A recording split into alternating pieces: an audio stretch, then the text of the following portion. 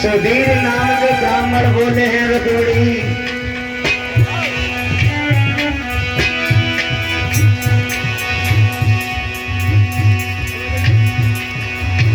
अरे लाल पास सपाल संग चई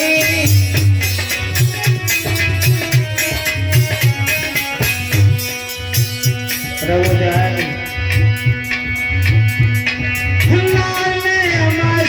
पाल संग चली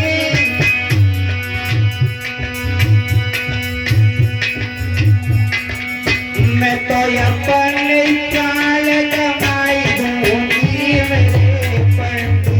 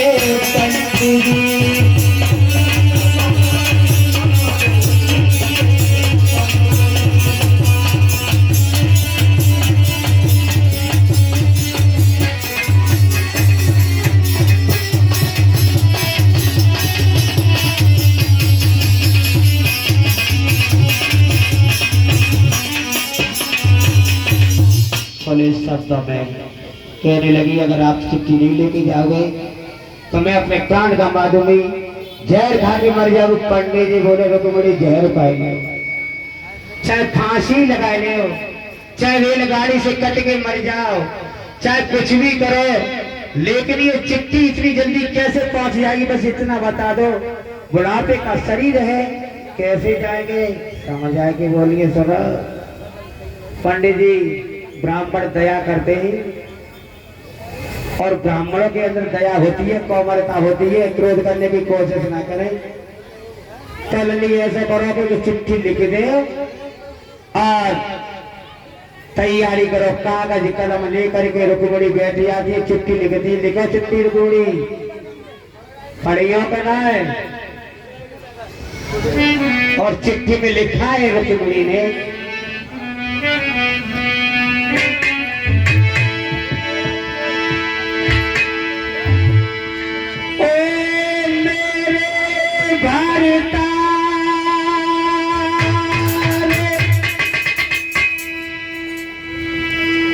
जगत करतार भूल मती चाहिए।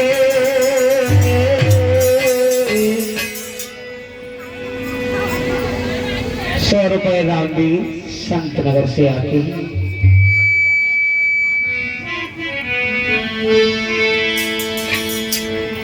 और पाती को लिखत बनाई रे अकेले सजना।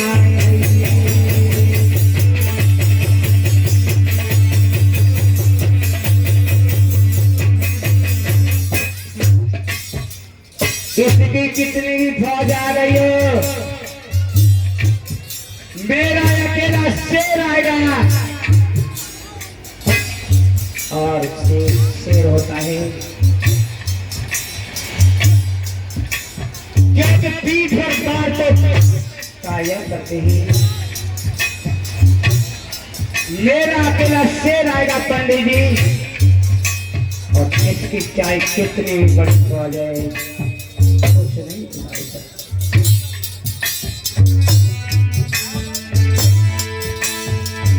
लिख दिया है, अरे मत भूल भारत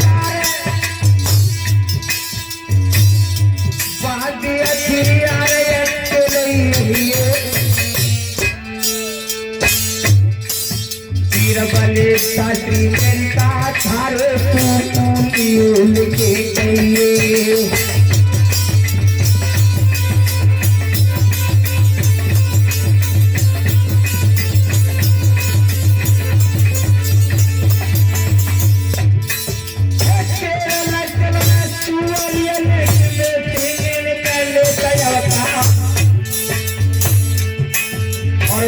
कृष्ण भेद पड़त सुरति की वीरना सुनिले पतन हमारा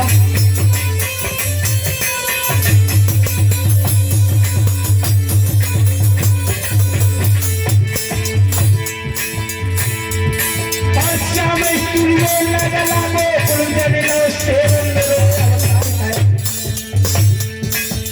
भारी भाई कर मेरे लाला भाषा भारत ही भगवान और कटे कन्हैया या वंदन वीर बरसा और सिद्ध करे याद बजोरा भजे जगत में तीरथ रही खड़ा है इतने सीन पात मेरे भैया मेरे में हाथ बनी देता और प्रभु जाल से छटा पूरा अपने ढोल का ढोल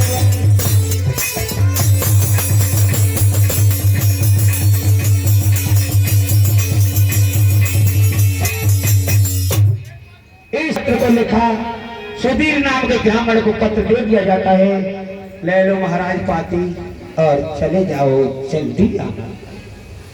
रुक्मिणी शरीर तो बुढ़ापे का है लेकिन भूख लगी है, ऐसा करो आपके लिए भोजन में कुछ दिए देते हैं और गैल में जाकर के खा लेना पंडित जी। पंडित जी के लिए कले रख दो और दिखे यहाँ भोजन खिलाने लायक टाइम नहीं है। और पत्र को दे दिया है, पत्र लेकर पंडित जी चलते ही इधर मेरे प्रभु समझ जाते ही कि रुक्मिणी पर इसका बहुत बड़ा संकट है। और पंडित जी चले हैं, पंडित जी ने सोच रहे पहुंच जाएंगे तो कोई बात ही ना है। और आगे चल करके एक वृक्ष देखा और गाते बजाते जा रहे हैं। पंडित जी सुने, अरे बेर में जाइयो भमरा जाई बगिया में, बेर में जाइयो भमरा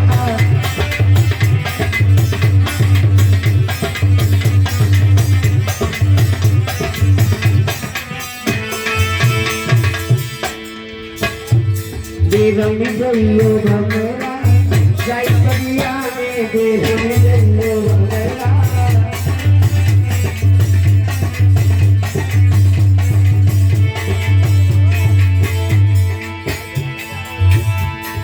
सोच रहे हैं बुढ़ापे का शरीर है, सुंदर सी देखिए तरवर की छाया। पंडित जी सोचने लगे सुंदर सी छाया है इस बट के नीचे और आराम कर ले, क्या हम कवर चले ले जाए तो ले जाए, प्राण जरूर ले जाए। सोचने लगे बढ़िया बढ़िया है, दिमाग में बात आ गई पंडित जी के। दोपहरी रमाए जय बढ़िया है, दोपहरी रमाए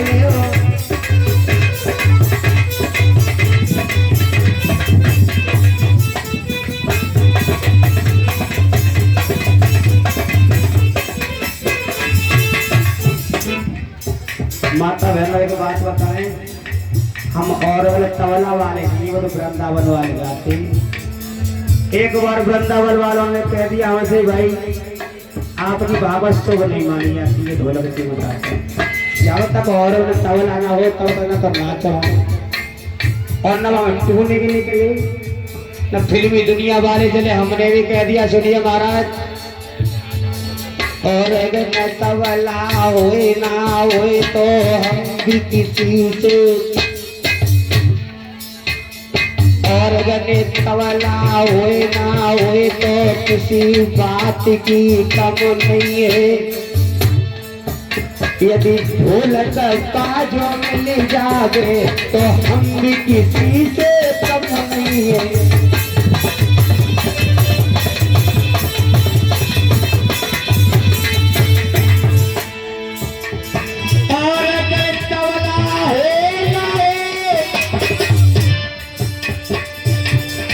किसी बात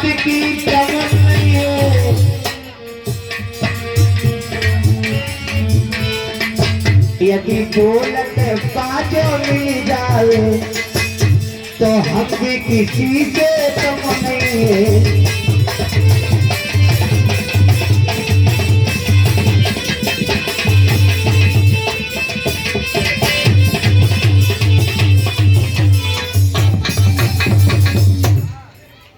दोपहरी भी रमाइले दोपहरी भी रमाइले जाई बगिया में दोपहरी भी रमाइले।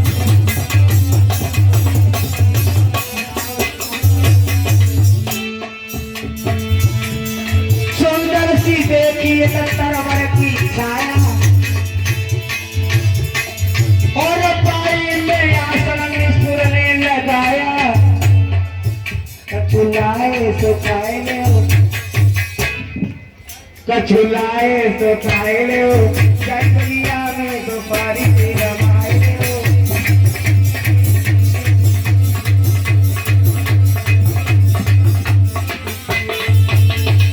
इसी तरीके से पास जाते ही तो द्वारपालों को देखा, मैं कहाँ आ गया, वहां जाकर के पूछते हैं भैया ये कौन सा नगर है। द्वारपालों ने द्वार का 6। पंडित जी बोले भैया कौन सी द्वारका में भगवान कन्हैया रहते हैं।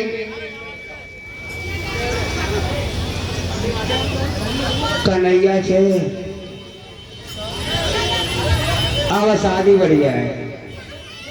इस तरीके से नहीं भैया, एक एक करके हम देते रहो, ऐसे नहीं, ऐसे हंगामा मत। जहां बैठे थे श्याम सुंदर और वहीं जाकर के पत्र दिया और पंडित जी जाकर के पूछते हैं प्रभु को। तो प्रभु ने सब पूछा कौन हो और कहां से आए हो।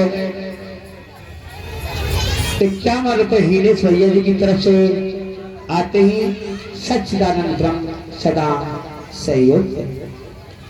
मेरी माता बहनों, इधर जब भगवान कन्हैया से ने पूछा कहां से आए हो पंडित जी, मैं कुंदनपुर से आया।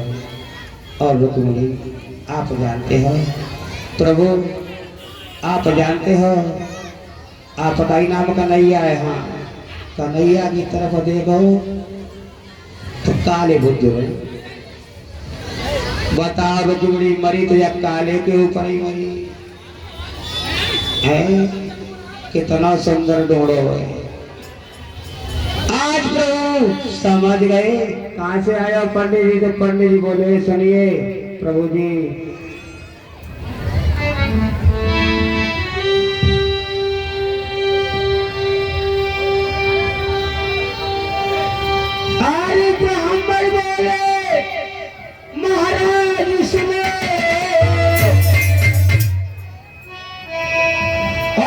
कुंडलपुर से आया हूँ,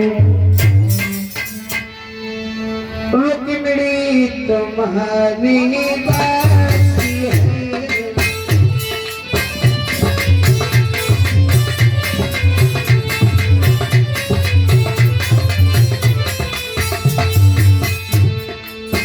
रुक्मिणी तुम्हारी बात है।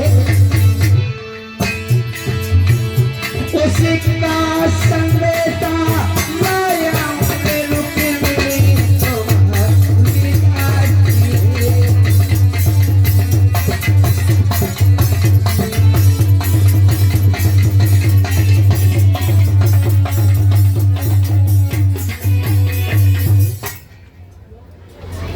पत्र दिखाओ, पत्र को दिखाया, कब जाना है वहां जिसवाल आया है। बहुत इज्जत और ईमानदारी से सारी बात बता दी जाती है।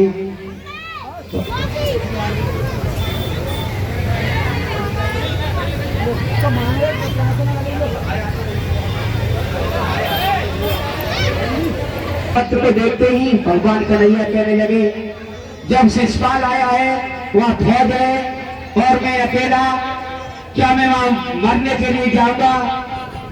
भगवान से ब्राह्मण बोले, प्रभु अगर आप नहीं गए शादी करने के लिए तो लड़की मर जाएगी। तो क्या मैं अपनी जान गंवा दूं उसके पीछे? अरे वो मर जाएगी तो मर जाए, मुझे क्या मतलब है? महाराज मान जाओ मर जाएगी तो पंडित जी ऐसा करो, आप हमारे भैया से कहो और रथ को तैयार करो। इसी वक्त अगर भैया को मालूम पड़ गई, भैया को अगर मालूम पड़ गई तो जाने ना देने, रथ को लेकर के और बैठ करके बलराम भैया से कहते हैं कि ब्राह्मण को मैं निकालने के लिए जा रहा हूँ। बड़े बूढ़े बुजुर्ग ब्राह्मण रथ में बिठा करके भैया आग पकौड़े ने छोड़ दी।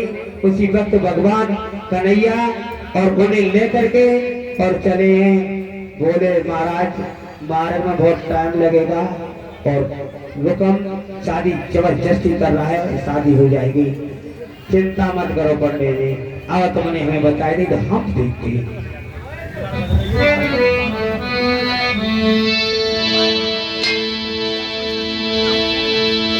आरे शादी आरे न छुड़ा गयो उड़ाई रे मैं पलकी देर लगाऊ।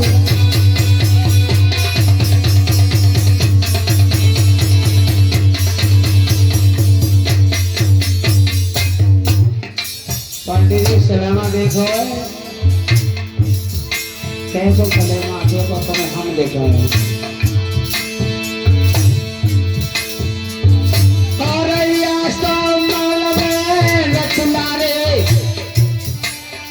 मोहन ने गौ खुलाई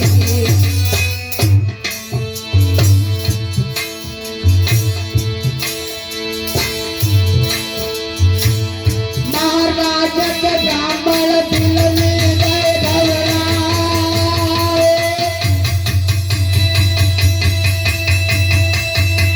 और भेष दिखाई गए पंडित जी जवन गए। पंडित जी को सपना खराब हवा को पास करता है। पंडित नहीं मन में कहीं हीर झांझर में कटे ब्राह्मण नहीं मन में कहीं हीर झांझर में कट गए।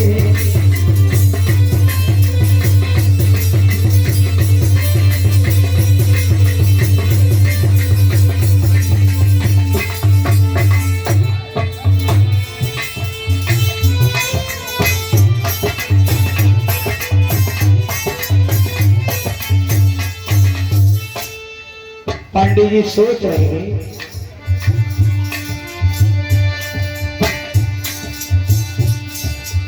दिल में नहीं विचार किया, अरे मन में नहीं विचार किया। जतो रतो अमर में उड़ रहे, जतो रतो अमर में उड़ रहे।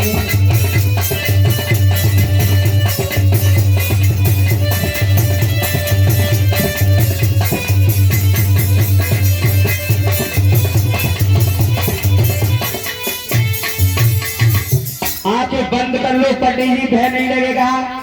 आंखें बंद की तुरंत कुंदरपुर में पहुंच गए। कहा?